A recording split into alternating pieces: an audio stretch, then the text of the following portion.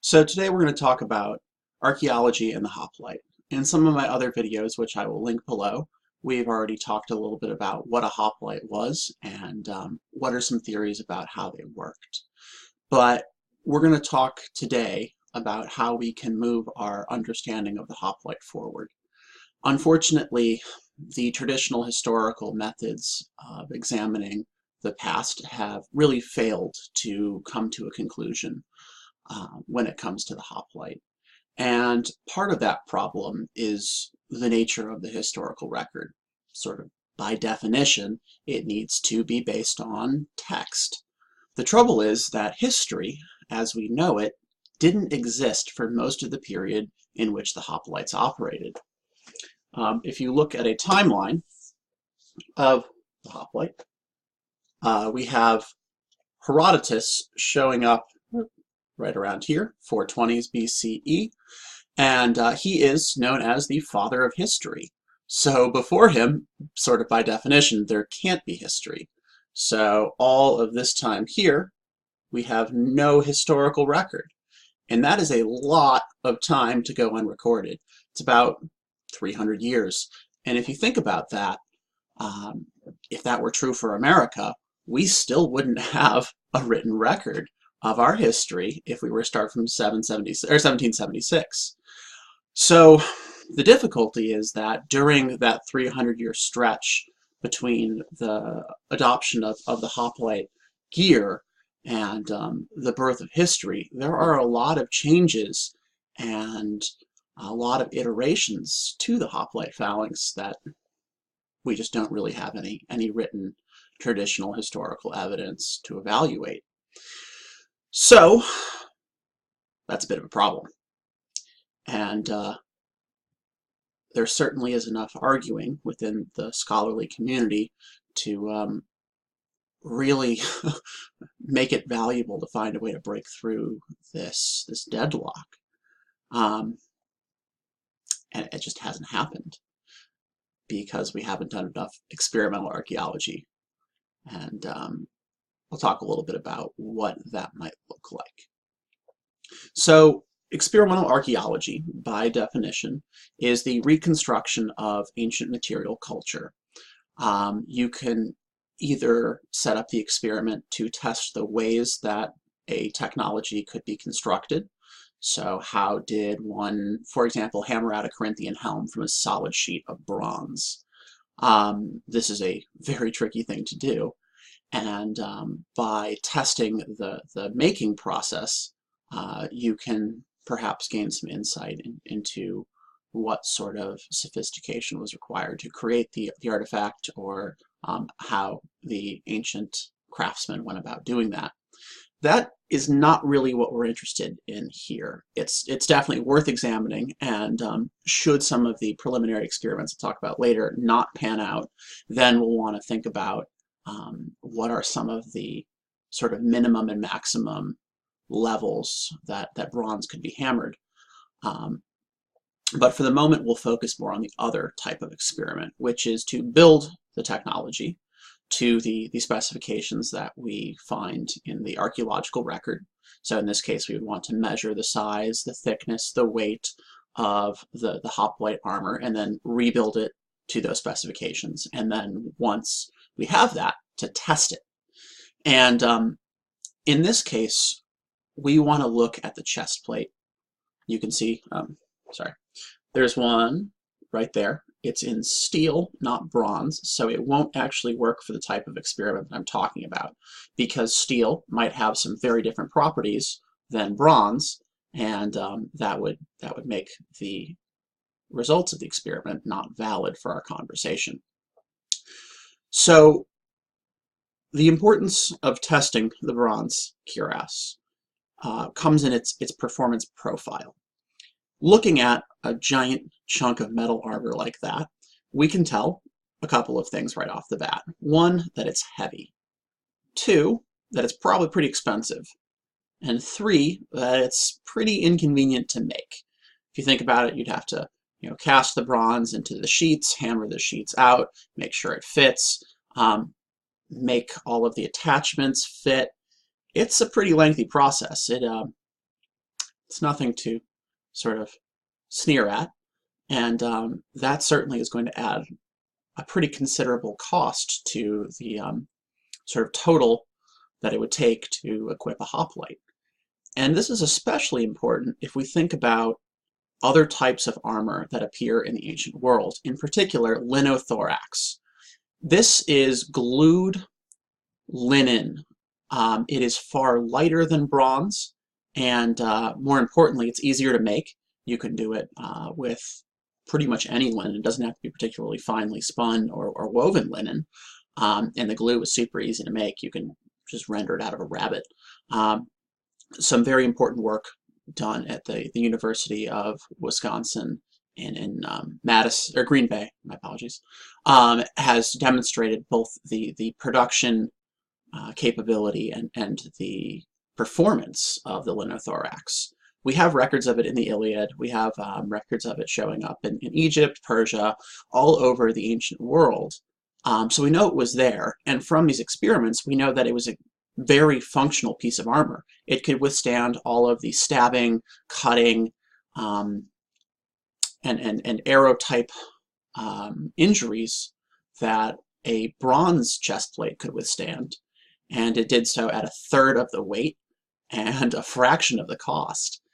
So if the linen is that functional and it's that easy to get, why on earth would you use anything else?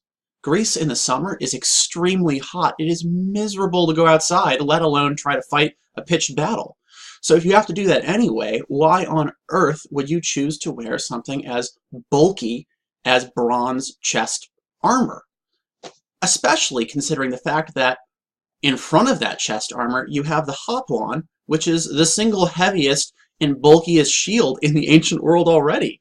So it seems super weird that you'd have the single heaviest shield and the single heaviest chest plate on the same warrior. Can we just pick one and maybe call that, already superior chest protection? Apparently the answer is no.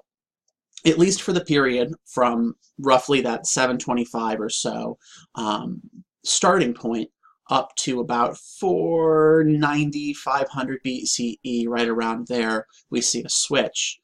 So you have, about 200, 225 years where people are wearing just this solid bronze armor. And that's a really interesting question. During the period where the hoplite beat out all the other systems of warfare in ancient Greece, in the period where it became the principal means by which ancient Greeks, polises, settled their disputes, they're using weirdly heavy armor.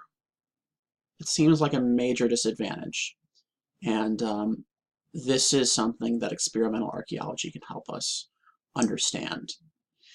Now, as the Green Bay experiment has shown, the linen is very good at stopping stabbing and cutting wounds, but they didn't check compression. They didn't check the ability to withstand squishing forces. Now, if you think about metal, sort of by nature, it's pretty rigid.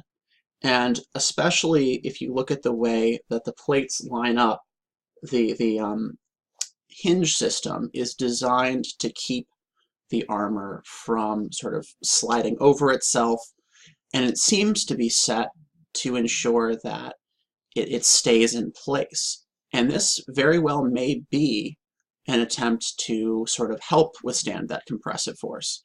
But without actually testing it, I'm just speculating. And data will help decide whether this is true or not.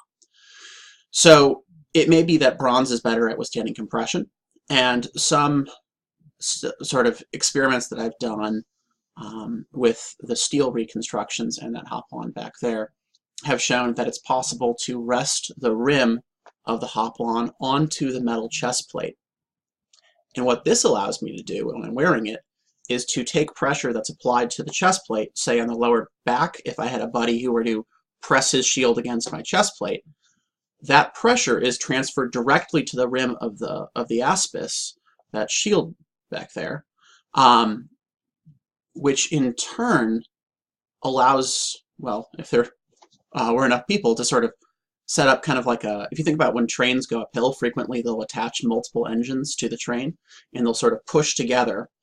And if you're able to transfer energy from shield to chest plate to shield to chest plate to shield, well, you can sort of hook up those hoplites a little bit like those extra engines and push forward.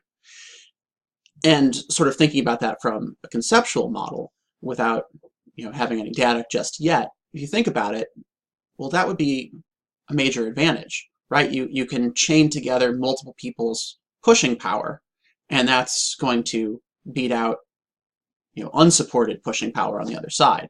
So me and my phalanx, well, my phalanx and I rather, we're able to apply a significant advantage in that compressive force, and that would be able to bowl through the opposition in theory. Now, this sort of touches on one of the big controversies of hoplite theory right now, the question of authismos. It's a verb that means to push, and the problem is that right now people are arguing endlessly about whether this verb push is a literal push or a metaphorical push. Like we pushed back the enemy and they turned and fled. Does that mean that we just sort of we advanced and they ran away, or did I literally shove them? If we can demonstrate with the armor that the hoplites have a superior ability to actually push that's unmatched by non-hoplites, well, that sort of makes the literal push make a lot more sense. If you have a comparative advantage, you're going to use that as aggressively as you possibly can. You're accruing quite a significant number of disadvantages by wearing ridiculously heavy gear that's super expensive. So you're doing it for a purpose. And if that purpose is to give you a competitive advantage, well, we sort of have a cause and effect sort of relationship here that starts to make that choice make more sense. Now, if it turns out that rebuilding the hoplite cuirass, that bronze armor, does not allow me to withstand more compressive force than linen armor, that's really important to know too. If it turns out that the linen is functionally as cushioning as the bronze, it's as durable in that compression situation, then we need to go back to the drawing board about why the Greeks would spend 200 and some years wearing heavy bronze armor. This takes us back to that first part of the experimental archaeology question of fabrication.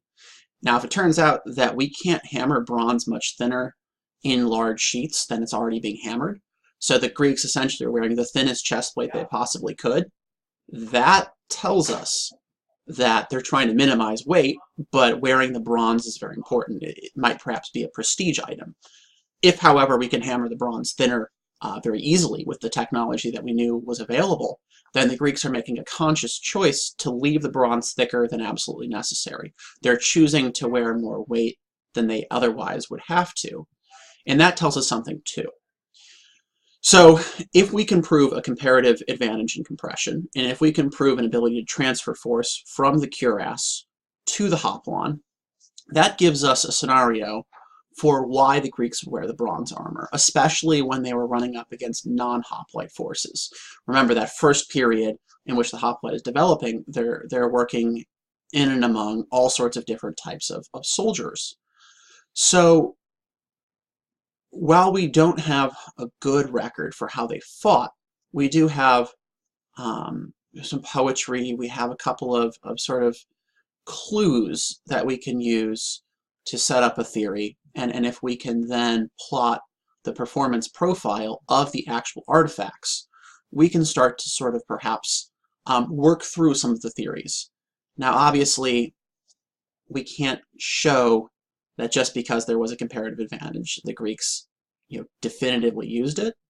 But we have all of these theories that exist right now that we can't evaluate. We can't tell whether one is better than the other because we don't have any data.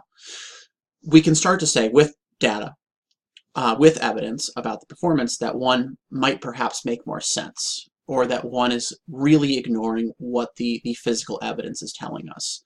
And that is a very important question to be able to answer.